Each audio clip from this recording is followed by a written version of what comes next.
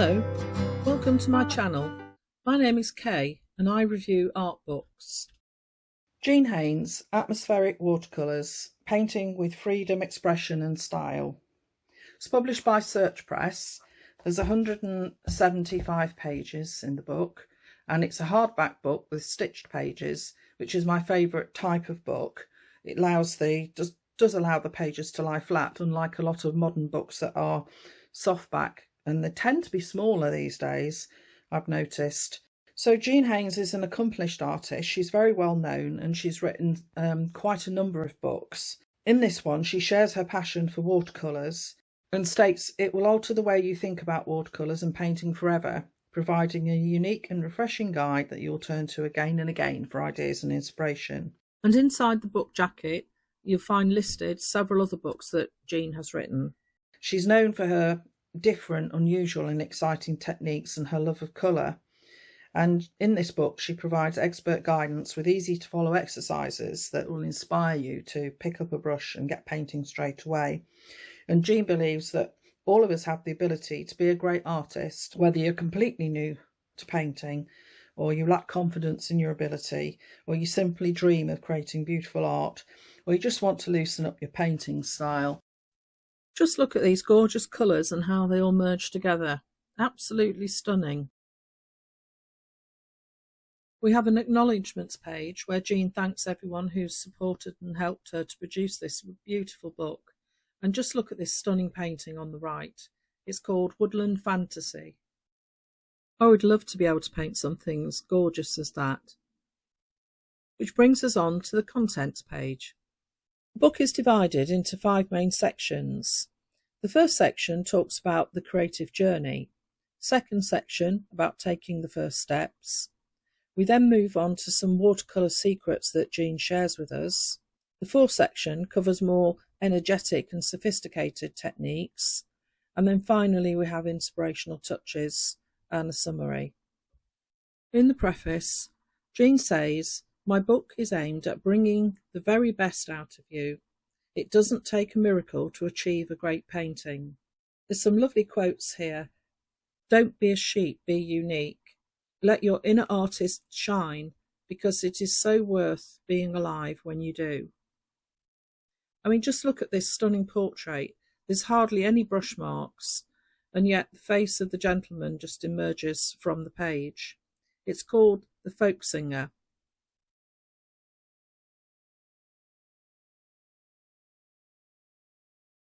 In the introduction, Jean tells us she first became fascinated with art as a very small child. I won't spoil the story for you, but I can tell you that it's very interesting and quite touching.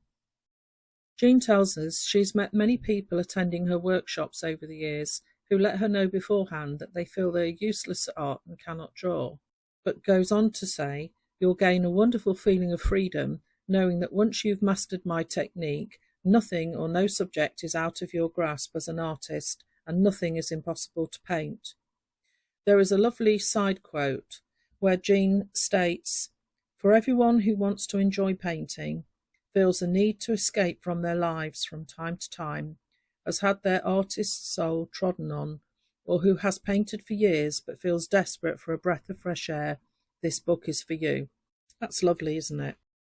It's made me feel quite emotional, actually. Jean goes on to say that over the last 20 years or more, she's listened to art critics' comments on art, explaining why it is or it isn't good. She tells us she's witnessed incredible artists have their souls crushed by negative comments from peers who couldn't hold a candle to their amazing talent. She's seen adults in their senior years avoid painting because someone in their school when they were a teenager told them they didn't have an artistic bone in their body. But she's also seen happiness come over the same faces when they realise for the first time in their lives that they are not only good but fantastic with watercolour. And she gives us a warning. If you don't wish to be addicted to watercolour as she is, now is the time to escape. Jean Haines comes across to me as a very caring lady. This next section is entitled The Creative Journey. Jean tells us she's been fortunate not only to travel, but also to live in many countries. and this has enabled her to meet artists from all over the world. Whilst living in Asia, Jean became fascinated by Chinese brushwork. Little did she know then how greatly this would affect her technique or her style of paintings in the years that followed. Look how beautifully Jean has rendered these gorgeous carnations. They're so pretty. Jean later travelled to Dubai, and this is where she began teaching at the Dubai International Art Centre. Eventually, a gallery approached Jean asking if they could sell her work, and her very first painting of a mosque sold the very day she took it in to be framed. And from there, Jean went on to show her work in galleries all over the world. Jean states that Dubai taught her many things, but it mainly showed her there does not have to be a blue sky to make a great landscape. And when Jean moved to France, she was influenced by the incredible watercolours of Madame Blanche Audin. Over the next few pages, Jean shows us how to hold our brush correctly, and she states, "I move my hand as if it has been touched by a soft breeze, allowing my watercolours freedom to flow and merge naturally." Jean talks about her philosophy and how colour can affect our lives. How choosing colour really can be a way to lift our mood, cheer us up when we're feeling down and calm us when we're feeling stressed. And Jean has illustrated this point beautifully in her painting Daisy Days.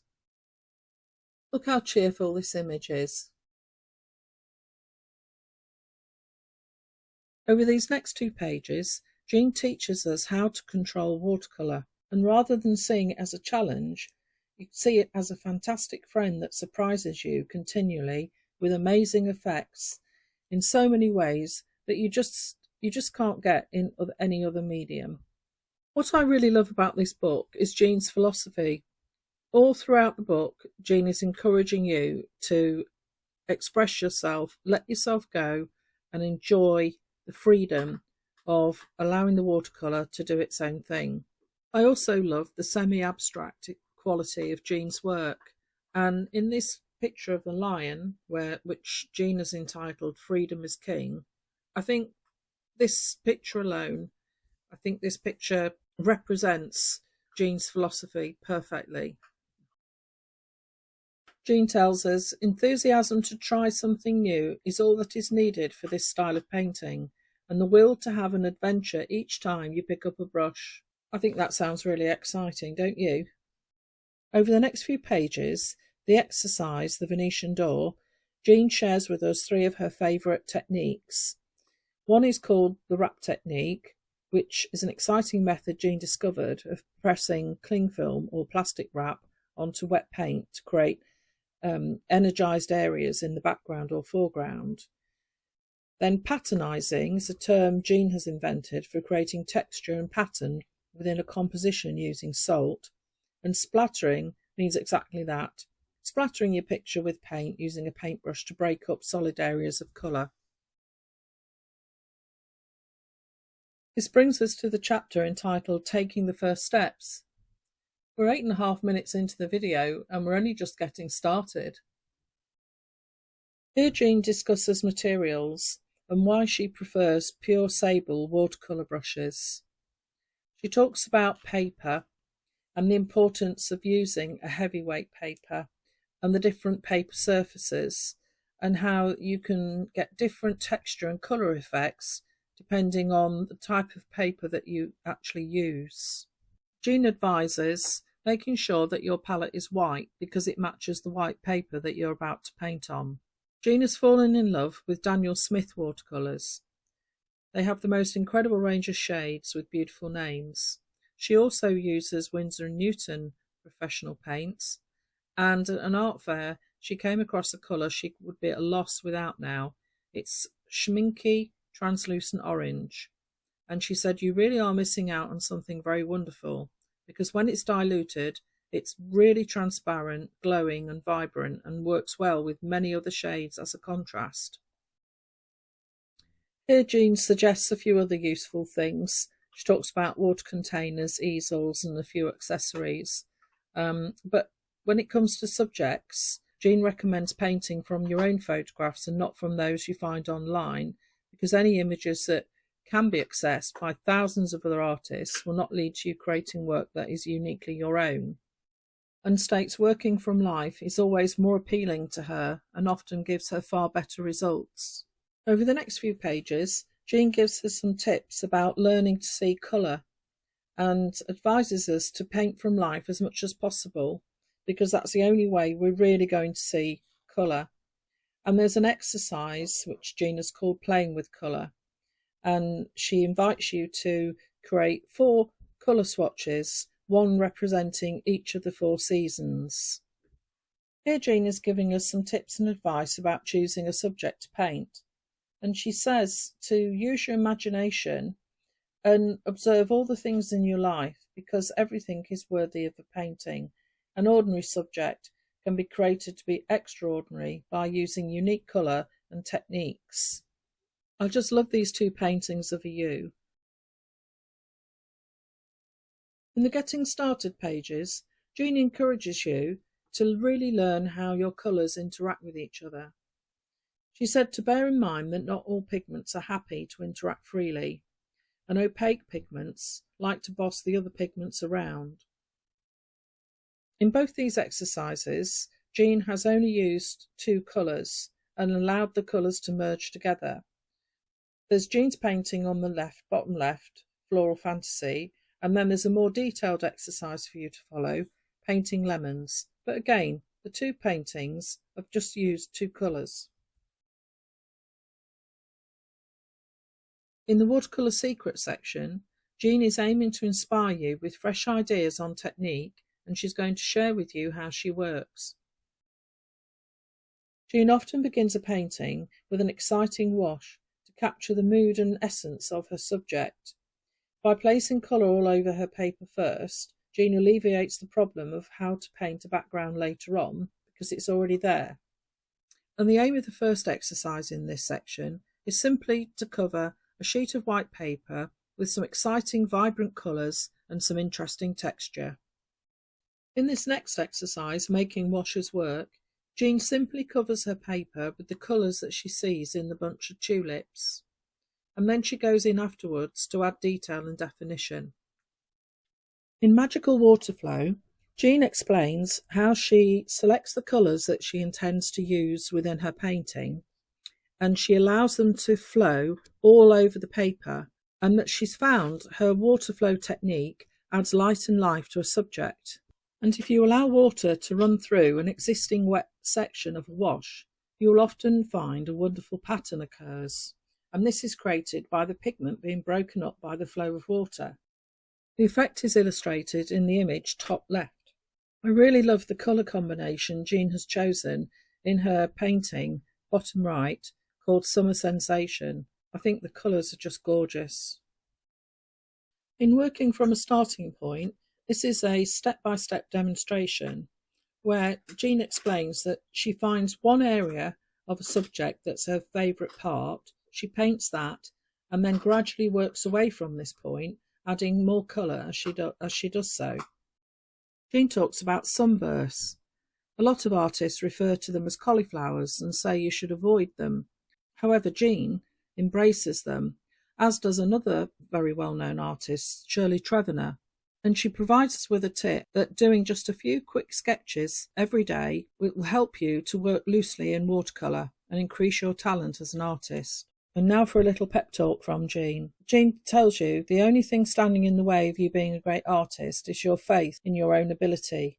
The best advice she can give you is to ask you to throw all negative thinking out the window and to remember that for now you are painting for the bin rather than working on a piece you wish to frame. If it turns out to be a mess, that's brilliant.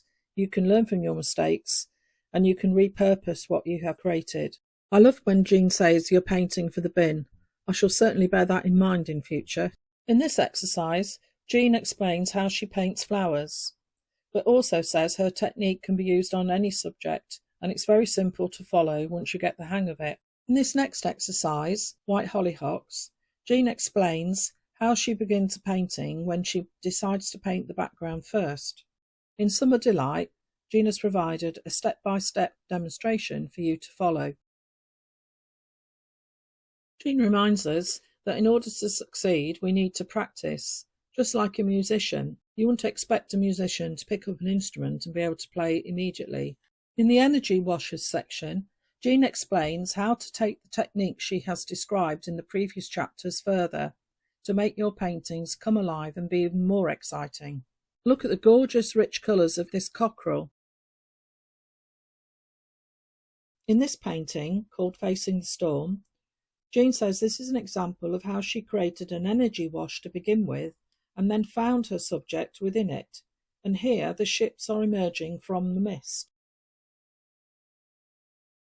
In Fabulous Effects, Jean reminds us of her plastic wrap technique, and she asks you to compare the portrait of the mariner on the right-hand page with the seascape below on the left, and imagine how much more interesting the foreground of the sea might have looked with the use of the plastic wrap technique.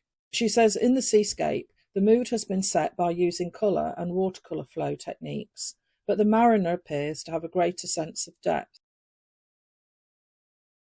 And here are a few more examples. Jean explains here how the petals of the hollyhocks were created using the plastic wrap technique, and then by using your thumb and fingers, she's pulled the pigment out onto a dry area of the paper. In Jean's painting, Whispering Wisteria, the fabulous texture effects have been created by dropping salt on wet watercolour and allowing it to dry naturally. And with just the merest suggestion, our brain provides the detail. In Great Connections, Jean reminds us that when we're learning to paint, we often paint one subject at a time. But by joining our subjects together, we create a much more interesting and dynamic painting. There are two very detailed step-by-step demonstrations of this technique, You Are Not Alone and Bearded Collies. Here we have a few pages on painting figures. And over the next few pages, a very detailed step-by-step tutorial with no less than 56 steps entitled Bridge of Sighs. The final painting is bottom left. And here Jean shares a new technique with us which she calls Opposite Energies technique, where she drops warm tones into cool ones.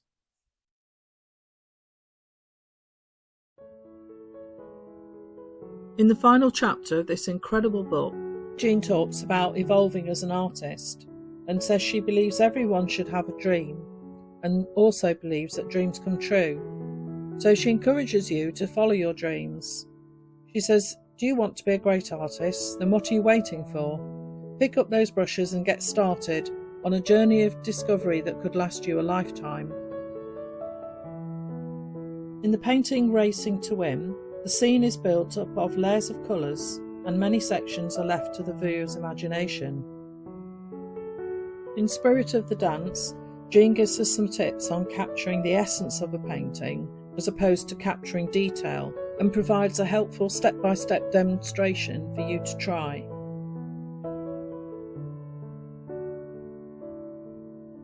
The next few pages gives us some advice on composition.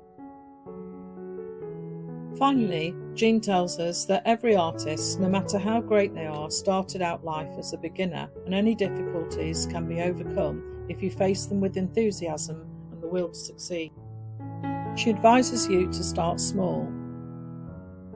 And in inspirational quotes, my favourites are Paint for the Bin and Be You. Never be frightened of being different. Be true to yourself as an artist by being brave and original.